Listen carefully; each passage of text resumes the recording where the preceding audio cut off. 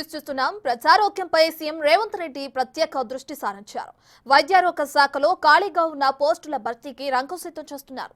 531 civil assistant surgeon, 193 lab technician, 31 staff నర్సుల పోస్టులను భర్తీ చేయనున్నారు. ఈ పోస్టులకు త్వరలో నోటిఫికేషన్ ఇవ్వనున్నారు. వర్షాకాలాన్ని దృష్టిలో ఉంచుకుని ప్రభుత్వ ఆసుపత్రుల్లో ఖాళీగా ఉన్న పోస్టులను భర్తీ చేయడానికి కసరత్తు చేస్తున్నారు.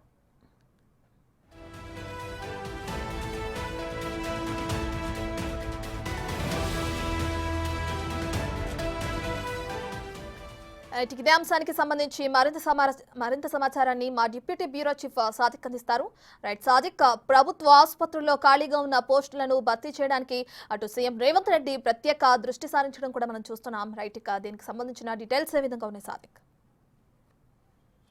రత్న, ముఖ్యమంత్రి రేవంత్ రెడ్డి తెలంగాణ రాష్ట్రాన్ని ఒక ఆరోగ్యకరమైన రాష్ట్రంగా తీర్చిదిద్దే లక్ష్యంగా పావులు కదుపుతున్నారు, ప్లాన్ చేస్తున్నట్టుగా స్పష్టంగా అర్థమవుతుంది. ఎందుకంటే వచ్చే వర్షాకాలం నుంచి కూడా డెంగ్యూ, అదేవిధంగా విషజ్వరాలు, అంటువ్యాధులు ప్రబలే అవకాశం ఉన్న నేపథ్యంలో ఆరోగ్య శాఖను ప్రత్యేకమైన దృష్టి సారించే లక్ష్యంగా ముఖ్యమంత్రి రేవంత్ రెడ్డి ఈ నిర్ణయం తీసుకోవడం జరిగింది. త్వరలోనే 531 సివిల్ అసిస్టెంట్ సర్జన్లు, 193 ల్యాబ్ టెక్నీషియన్లు, 91 స్టాఫ్ నర్సులకు రంగం సిద్ధం చేయబోతుంది. త్వరలోనే నోటిఫికేషన్ విడుదల చేసి వర్షాకాలం నాటికి పూర్తి స్థాయిలో కూడా వీళ్ళందరూ కూడా అందుబాటులో తీసుకొచ్చే లక్ష్యంగా ప్లాన్ చేస్తున్నారు. అందులో భాగంగా నోటిఫికేషన్ జారీ చేయబోతుంది. ప్రతి వర్షాకాలంలో కూడా డెంగ్యూ, అదేవిధంగా ఏజెన్సీ ప్రాంతాల్లో ప్రబలుతున్న సంగతి మనకు తెలిసింది. దాన్ని అరికట్టేందుకు ముఖ్యమంత్రి రేవంత్ రెడ్డి అయితే ఇప్పటి నుంచే ప్రత్యేక దృష్టి సారించడం జరిగింది. ప్రభుత్వ ఆసుపత్రుల్లో ఖాళీగా ఉన్న భర్తీపై రాష్ట్ర ప్రభుత్వం ప్రత్యేక దృష్టి సారించి ఈ యొక్క బ్యాక్లాగ్ ఉన్న పోస్టులతో పాటుగా కావాల్సినటువంటి సివిల్ అసిస్టెంట్ సర్జన్స్ కానీ, ఇతర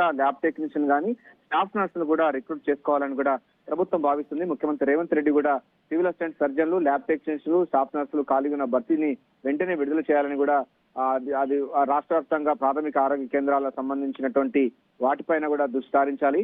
ఇందుకోసం ప్రత్యేకమైన బోర్డు ఉంది. ఈ మేరకు రాష్ట్ర వైద్య ఆరోగ్య సేవలకు నియామక బోర్డు ఉంది. ఈ బోర్డు ద్వారా ఈ నోటిఫికేషన్ చేసే అవకాశం అయితే ఉంది. ఈ నియామకాల అనంతరం ఆయా పిఎస్సీలో డిమాండ్ మరింత పెరిగే అవకాశం ఉంది. సో గ్రామీణ ప్రాంతాల్లో కూడా సర్జరీ చేసే విధంగా కొంత ప్రత్యేకమైనటువంటి అంశాలు తీసుకోవాలి.